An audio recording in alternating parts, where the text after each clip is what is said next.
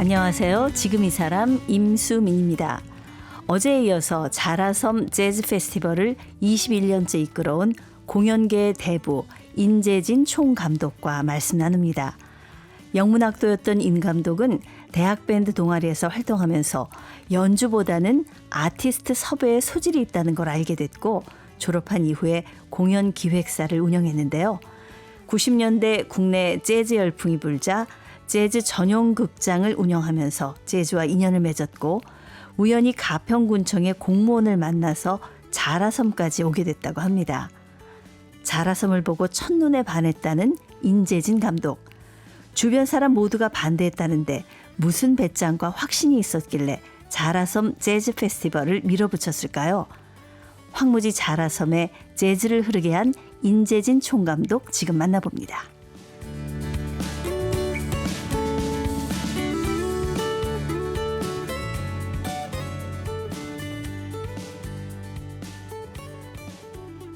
자라섬 재즈 페스티벌의 인재진 총감독님 나오셨습니다. 안녕하세요. 안녕하세요. 네, 대학 졸업하시고 이제 뭐 공연 기획사를 차리셔서 말하자면 뭐 닥치는 대로 일 들어오는 대로 하셨다고 하셨는데 뭐 결혼식 가서 봐주고 뭐 이제 일이 들어오면 뭐 장례식장은 안 가셨나요? 아니 갔죠. 아 장례식장도 가셨어요? 장례식장도 또 큰 장례식장에서 음악이 필요한 곳이 있거든요. 아 네. 그런 곳이면 다 가고. 그러니까 네. 사실 뭐 음악 종류와는 무관하게 하셨던 거잖아요. 그렇죠. 그러니까 음악을 필요로 하는 곳에 네.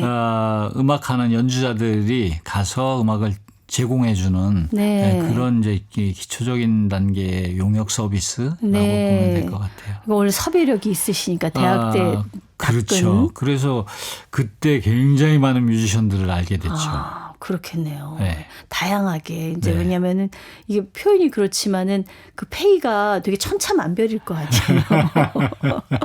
거의 단가에 맞춰줘야 되잖아요. 네, 맞습니다. 예. 근데 사실 지금까지는 재즈하고 큰 인연이 없으셨던 것 같아요.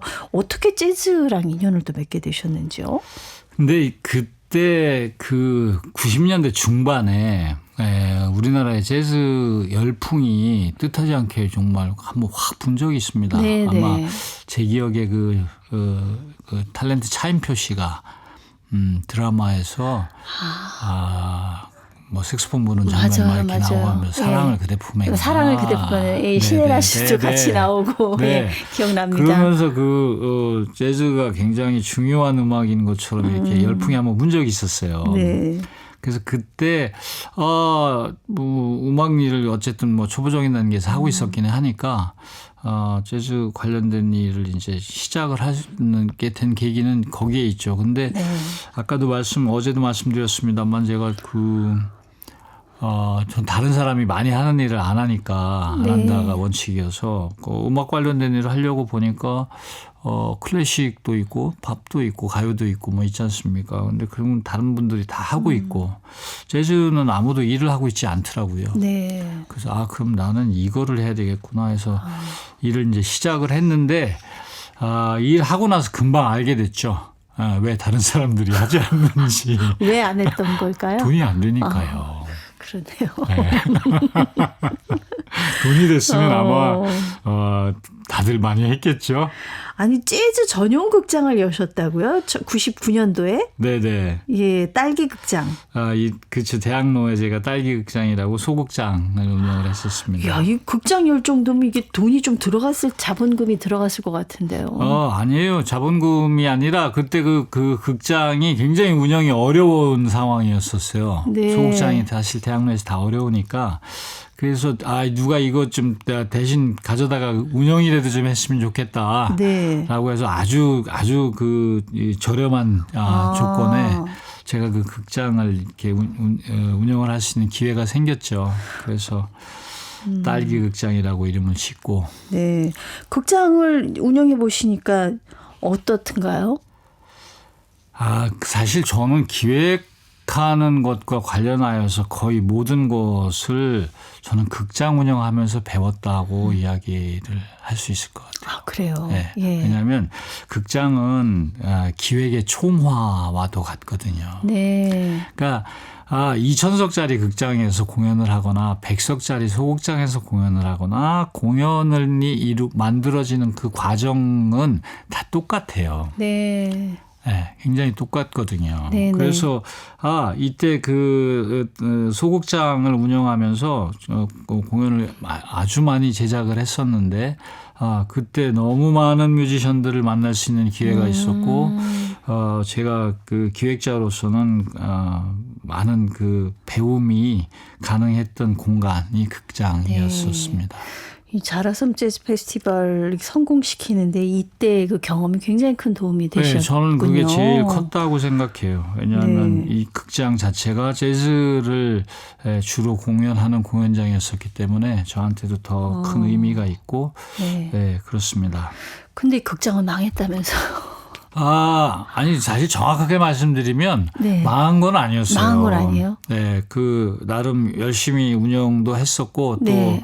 또 빛나는 기획으로 히트 상품도 있고 그런 적이 있기는 했는데 네. 그 음반도 계속해서 만들었고 또 바깥에 나가서 하는 그 공연과 뭐 이런 것들도 실제로 계속 했어요. 근데 이제 그런 것들이 적자가 꽤 많이 쌓이게 되고 그래서 뭐 신용불량자 생활도 하게 됐고 그러셨군요. 네, 그렇습니다.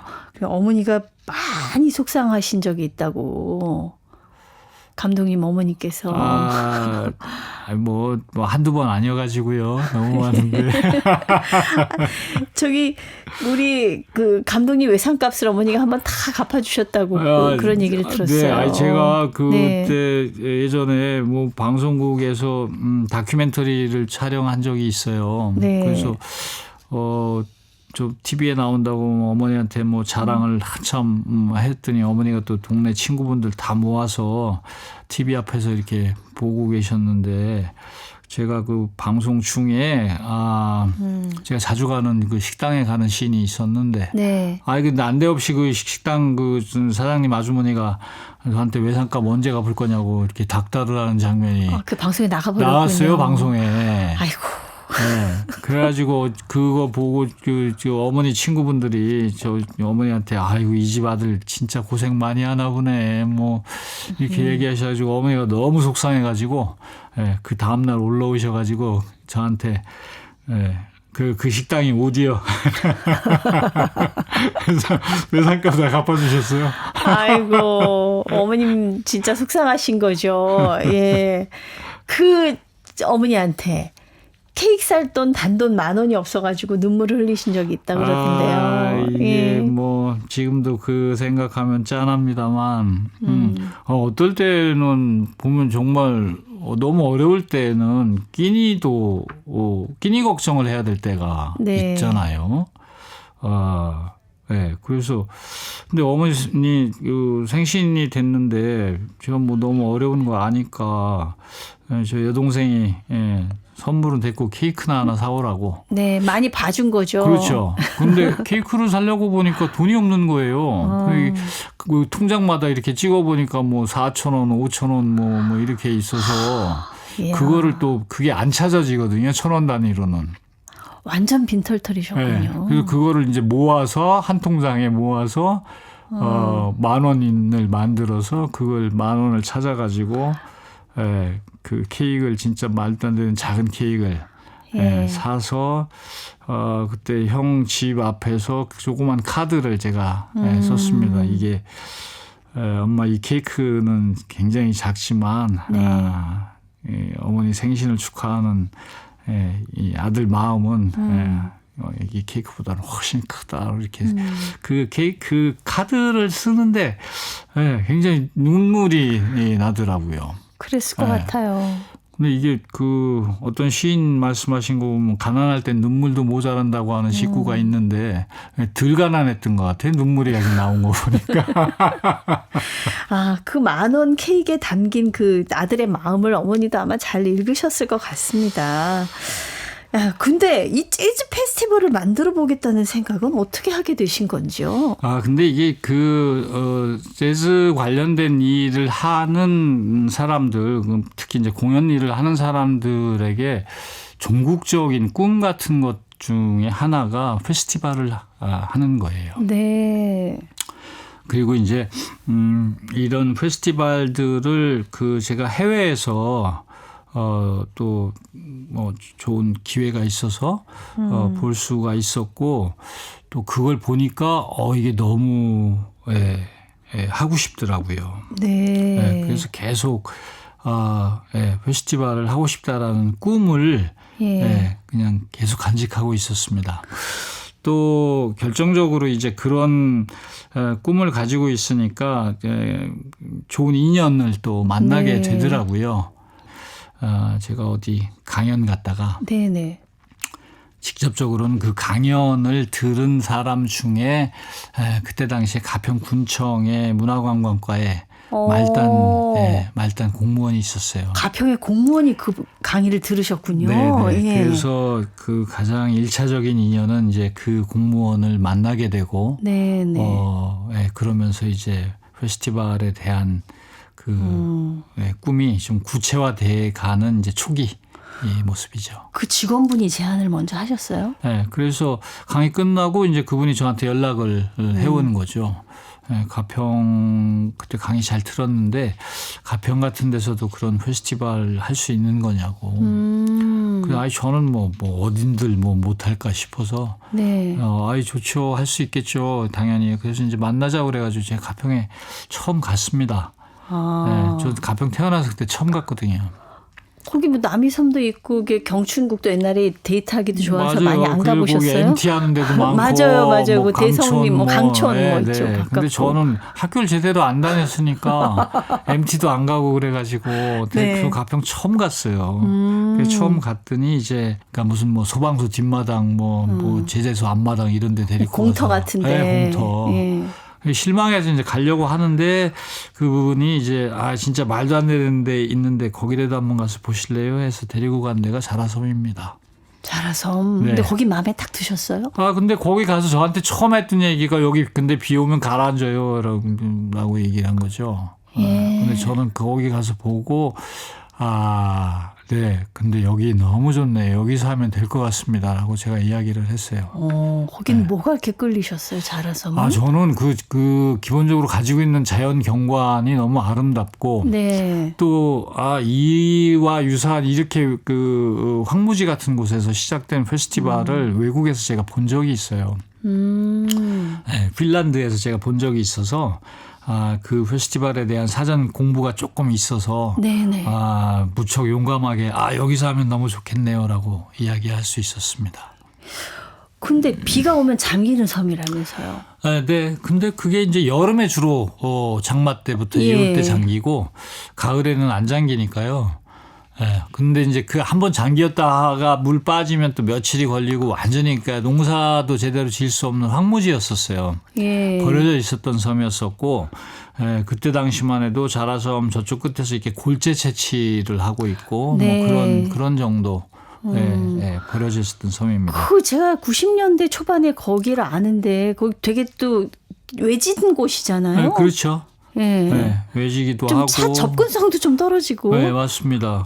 그래서 심지어는 그때는 섬 이름도 자라섬도 아니었어요. 그렇죠. 자라섬도 아니고 동네 사람마다 이렇게 부르는 이름이 다 다르고, 중곡섬이라고도 하고, 여러 가지 이렇게 완전히 진짜 이렇게 버려져 있었던 그런 황무지라고 보시면 될 것 같습니다. 근데 이제 거기에 딱 꽂히셨단 말이에요.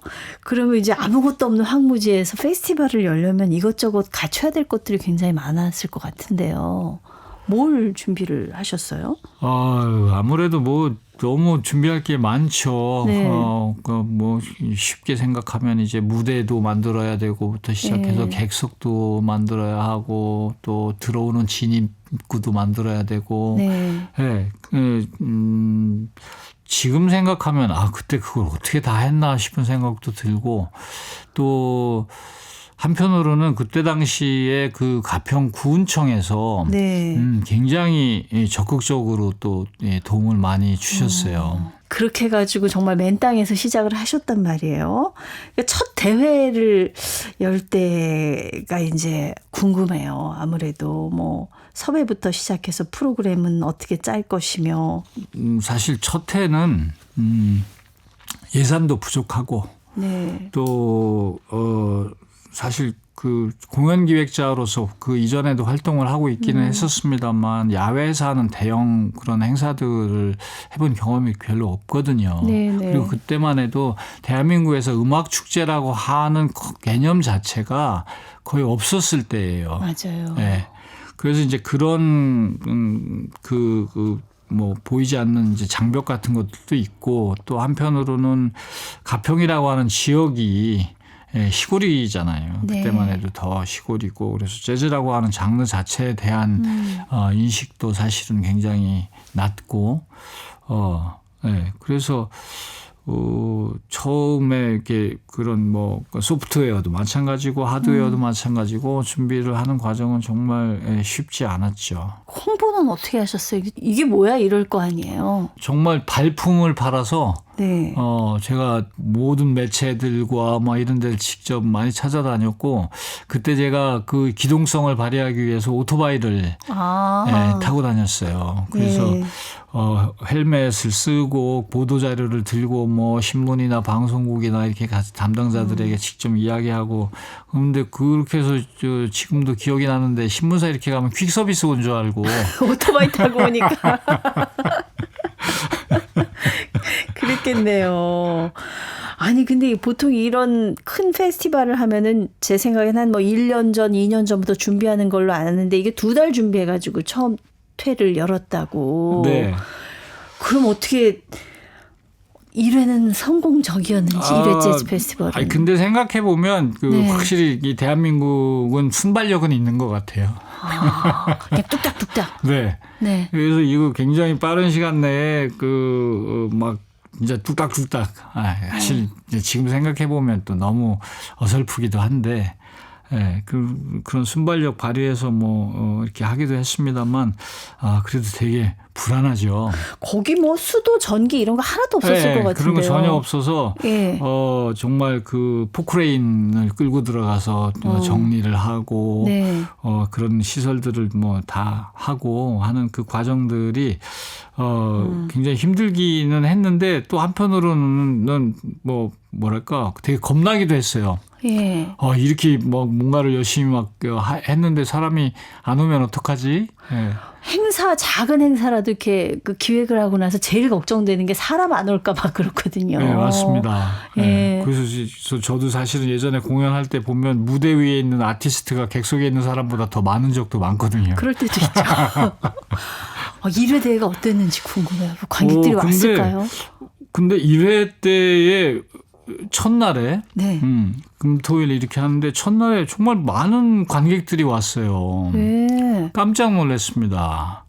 네. 그래서 사실 그거 준비하면서 군청의 담당 과장은 그 당시에 이거 사람 안 오면 임 감독이랑 나랑 둘이 저 북한강으로 들어가야 돼. 막 이렇게 그 정도로까지 걱정을 했었는데 네. 막상 당일 이렇게 되니까 굉장히 많은 관객들이 오기 시작을 하더라고요. 그럼 이제 순탄하게 둘째 날도. 근데 그게 둘째 날로 순탄하게 됐으면 얼마나 좋았을까요? 근데 둘째 날부터 이제 갑자기 비가 폭우가 내리기 시작하는데 날씨가 안 도와줬네요. 네. 그래서 이건 또 그냥 일반적으로 내리는 비 정도가 아니라 비바람과 함께 폭우가 내렸어요. 거기가 원래 그 비 많이 오면 물에 잠기는 데라고 그러지 않았어요? 그래서 이제 일부 또 저쪽에서 잠기기도 하고 그다음에 배수 시설을 그때 당시만 해도 못 해가지고 완전히 진창으로 이렇게 변하기도 하고 그야말로 완전히 뭐랄까요 이게 눈물 바다가 됐습니다. 야, 그럼 사실 2회 대회 기대하기가 쉽지 않았을 것 같은데요. 네. 근데 다행인 것이 지금 20여 년 전 일이긴 한데 다행인 게 첫날에 사람이 많이 왔잖아요. 네네. 그래서 되게 아쉬움이 남았어요. 비만 안 왔으면 정말 끝내줬을 텐데. 네네. 내년에 우리 잘 준비해서 멋지게 한번 해볼 수 있지 않을까 뭐 이런 예. 희망을 첫날에 보게 됐죠. 네. 네, 그래서 사실은 두 번째 날에는 비가 너무 많이 와가지고 행사를 다 취소할 수밖에 없었어요. 다 예. 취소했거든요. 네. 왜냐하면 막 전기도 막 감전이 될 정도로 올라와 버리고 위험한 문제도 있고 그래서 근데 다행히 첫날에 많은 관객들 덕분에 그런 가능성을 이제 볼 수 있게 된 거죠. 참 진짜 우여곡절 끝에 그렇게 시작을 한 겁니다. 이제는 뭐 세계적인 축제로 재즈 페스티벌로 자리를 잡았는데 21년 동안 이 자라섬 재즈 페스티벌이 유지될 수 있었던 비결이 있을 것 같아요. 아무래도 이 저희 기획자니까 네. 네, 기획자는 자기가 혼자서 할 수 있는 일이 아무것도 없습니다. 네, 그러니까 결국은 기획자의 롤이라고 하는 것이 관계되어 있는 사람들이 즐겁게 공통의 목적을 달성하기 위해서 즐겁게 일할 수 있게 만드는 이런 과정들이라고 보거든요. 네. 그러니까 그런 면에서는 이제 되게 운도 좋았고 그런 그 비전이나 이런 것들을 그 스태프들과 아니면 저는 관객들하고도 그걸 많이 공유했다고 생각합니다. 네. 네, 그래서 대한민국에 이런 음악 축제, 이런 재즈 페스티벌이 있다라고 하는 자체에 대해서 좀 자랑스럽게 그 생각할 수도 있게 됐고 네. 그런 것들이 모여서 지속 가능할 수 있게 오늘까지 이렇게 된 것 같고 또 이게 너무 많은 분들에게 도움을 받았어요. 예. 네. 처음 오시는 분들보다 계속 오시는 분들이 더 많지 않습니까? 어떻습니까? 그렇죠. 왜냐하면 예. 그 자라섬 재즈 페스티벌은 뭐 흔히 하는 이야기로 이렇게 이야기를 하죠. 한 번도 안 와본 사람은 있어도 한 번만 온 사람은 없다라는. 그게 중요한 거예요. 네. 그게. 네. 맞습니다. 그래서 네. 저희가 그 축제에 오시는 분들, 관객들을 대상으로 이렇게 설문조사를 해보면 네. 재방문을 하겠다라고 하는 의사가 굉장히 높아요. 90% 이상 나옵니다. 만족도가 높다는 네. 거죠. 어떻습니까? 이제 올해 21회째인데 자라섬 재즈 페스티벌은 이제 흑자입니까? 네. 큰 돈을 버는 것은 아니지만 네. 축제를 통해서 저희 스태프들이 예. 1년 동안 다음 축제를 준비할 수 있는 정도. 그러니까 여기까지 올 수 있었겠죠. 감사할 따름입니다. 예.